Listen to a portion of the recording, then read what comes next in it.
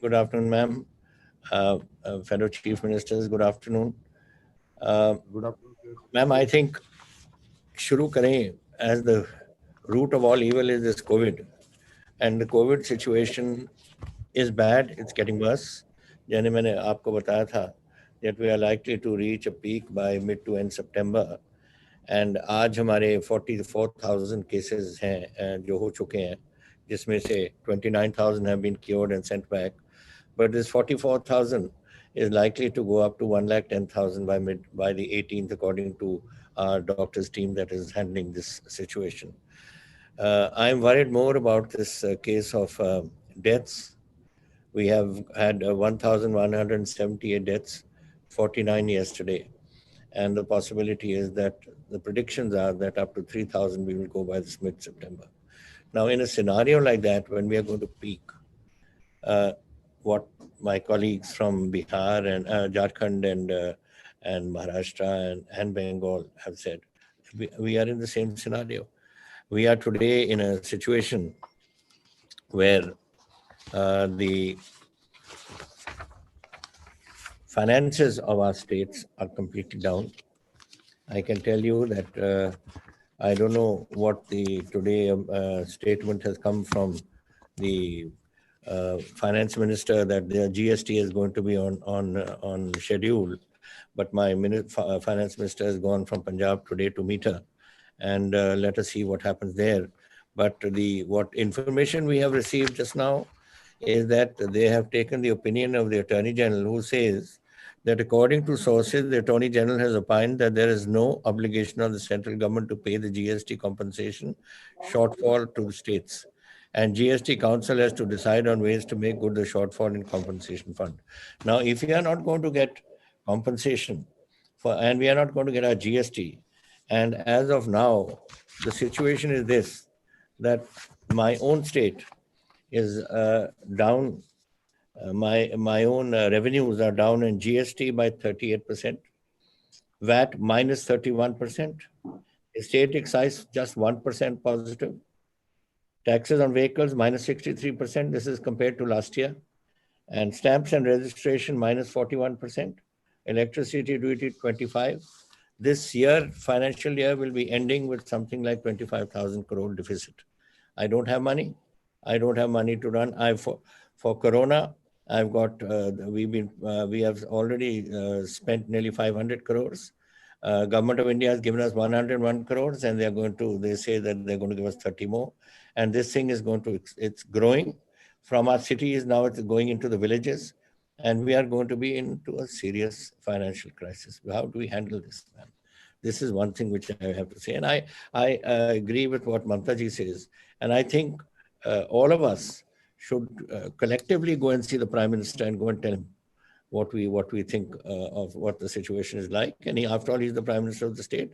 He has to give us. We've given all the powers of taxation to him through the GST. If all our taxes which we used to collect are now to be collected by him, and now they're saying that they may not be able to pay it. They don't have any commitment to give it to us. Then how do our states run? So we've got this sort of scenario which is developing, which is compensation. They have paid me GST up to March. Now 2 quarters they haven't paid. So we've received 6,900 up to March, and in these last 2 quarters we are due 7,000 crores. That's not paid, and I don't know when they're going to pay it according to their commitments, which they're making. We have asked that the revenue deficit grant be allowed on the 15th Finance Commission should be allowed for the year 2021. They're giving it, but for the next 4 years as well. That they're not agreeing to. The Government of India should provide liberal finance assistance for the decrease in revenue collection for COVID-19. That they're not agreeing to. Punjab, as I said, has received about 500 crores, ma'am, and 102 crores from them. They say 30 crores more, and we have spent nearly 500 crores. And that this figure is going to go higher and higher. Ma'am, when we started off COVID in March, we had 200 tests a day. Now we are 25,000 tests a day, and by the end of this month, we'll be going to 30,000 tests a day. Now, every time, of course, that takes the figures up. But what does it mean? It means that Corona is there, and it's only showing up in the tests. And once we go to 30, it's going to go further up. But now things are bad. I've got in the primary and secondary sectors, we are under control. In the tertiary sectors, we are not under control.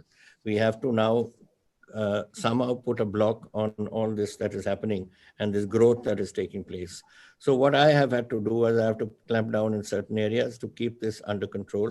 I even have today, there are people which are 499 are today under oxygen handling in the being administered oxygen in the hospitals, and 55 are on ventilators. 10 were yesterday added to this, and 85 yesterday were added to oxygen. So you see the figures, how they're growing. Every day I see these figures, and it sort of are figures that are unacceptable to me, at least. And I want to do what we can to do this, but it has to be a combined effort and on the part of the government of India to give us this resource, because resources states can't manage. Look at Maharashtra, what a big state it is. Look at Bengal, what a big state it is. And the chief ministers are giving their views. And we are a tiny little state. We are 2% of the country. We're a small little state. And we have all these problems. And these problems are continuing because, ma'am, I'm getting people coming in from overseas. I'm getting people coming in from other states which are infected. I'm getting nearly 8,000 vehicles which are moving into Punjab every day. And my figures are going up and up and up because of this. Spread is taking place. And I don't think the government of India seems to be at least interested in the least in what we are doing or what we are. I've written to the Prime Minister, I've written to the Home Minister, I've written to everyone who matters, and that is it. We have never had a reply on this issue. That's the financial situation. Our finance minister is constantly in touch with Mrs. Sitaraman, and there also we are not getting any commitments. So these are the things we have to do, ma'am. This is something that I think if we combine, do it. And as Mamta ji has suggested, another thing on education. Now, education is a problem for us, ma'am. We have in schools, what we have done is that anyone who has passed the pre-exam, for instance, we are promoting them. We are not getting them there. The reason is very simple. If in September I'm going to touch a peak, how can I get my schools to open? How can colleges function? We have written to the Prime Minister 3 times on this issue of University Grants Commission being told to hold the other college exams to delay them or to let the students be passed. We are told no. Now, I think if, as Mamta ji has suggested, all of us states take this up combined with the Supreme Court and fight it out there. And let's try and see that the Supreme Court, which has so far given a negative opinion, may on a review petition, may listen to us. Because we are all concerned. We are not, I mean, we would like to have the exams. We would like the children to pass. But how can I bring the children to school when I'm one side running a crisis in the state because of this COVID? So I am, this is something that we cannot do. We have written to the UGC. My vice chancellors have written to the UGC. The Guru Nanak Dev University vice chancellor has been in the UGC. He knows all the people there. He's been to talk to them, but they don't agree. And then of course, Supreme Court has given this. But I'm sure if we all go combined to that, this can help. We've done that for the schools, not colleges. Then the other ones that they mentioned about these professional examinations, that I think these ones of the NEET and IT and the JEE, common law, aptitude test, etc. These can be done online. Nobody's on the professionalism. Nobody's saying that it shouldn't be online. They can be done online, and I think Government of India should agree. It's been happening in the past. It's happening now all over the world. Why can't it happen here? That's not what I'm talking about. I'm talking about our colleges and school, our colleges exams for 2 BAs and MAs and whatever they are. That's at the university level. So this is basically what we are, ma'am. And thirdly, for me, which is a very important issue, I have 3,17,000 SC students in the state, ma'am. I'm the largest population of SC population in any state. We are 32%. No state has got 32% SCs other than us. And we used to, the Government of India used to give us a certain grant for them post-metric scholarships. Now they've told us, and post-metric scholarships, what it's cost us is about 720 crores a year, which they used to give us. Now they say that you spend up to 800 crores and anything more than that we'll give you. When we don't have anything more than that, and we only want that 720 crores to come to us.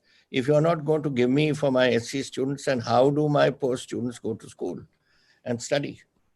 Now, this is something which I find is a very strange thing, that you are not even willing to contribute to the SC students of my state.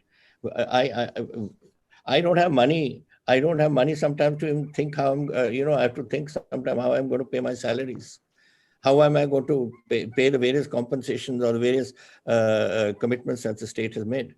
And then on top of that, you're trying to thrust this also on us. I would like all my children to be educated, and that 32% is 1/3 of Punjab. How can I just leave them out? And I don't think the government of India has any business to cut it out for the poor families and for the SCs families of the state. So this is another issue which I wanted to mention. And finally, ma'am, there's this new education policy they brought out. Now, they have not consulted us. I don't think they've consulted any of my colleagues also. They have just gone and thrust an education policy on us without us knowing what they're planning, without us knowing what it's going to cost us, without us knowing whether it suits us or not. What suits us may not suit Assam, may not suit Kerala. We have a different, every state has its own system of these sort of education policies. So I would like that we are going to look through this. We are going to be putting up a committee to look into it. When you trusted on us, what is the impact it's going to have on our education? What's the impact it's going to have on our finances? And then only we can answer this. But this is something another, I think it'll affect the other states as well to consider this issue. And lastly, ma'am, just to give you some information, which is in fact, the paper has just arrived. Day after tomorrow, our Vidhan Sabha is starting. And we have said that everyone should, including the Chief Minister downwards, every MLA must have his COVID test done. A few were done today, and 23 of my MLAs are positive as of today. Now, these tests are going to continue tomorrow and day after tomorrow. Now, you can imagine, ma'am, if this is the state of my legislators and ministers, what is the situation in our state? So therefore, it is my request to you that I think we should collectively meet and go and see the Prime Minister and request our colleagues from other states, not from our party, like Thackeray ji and Hemant ji and also Mamata ji, to come along with us and let us force this issue and inform him that we are not asking for anything out of the moon or out of the blue. We are asking for something which we think every state must get, their states too and our states too. And so that we can at least move forward and try and get over this crisis which has engulfed us all. Thank you, ma'am.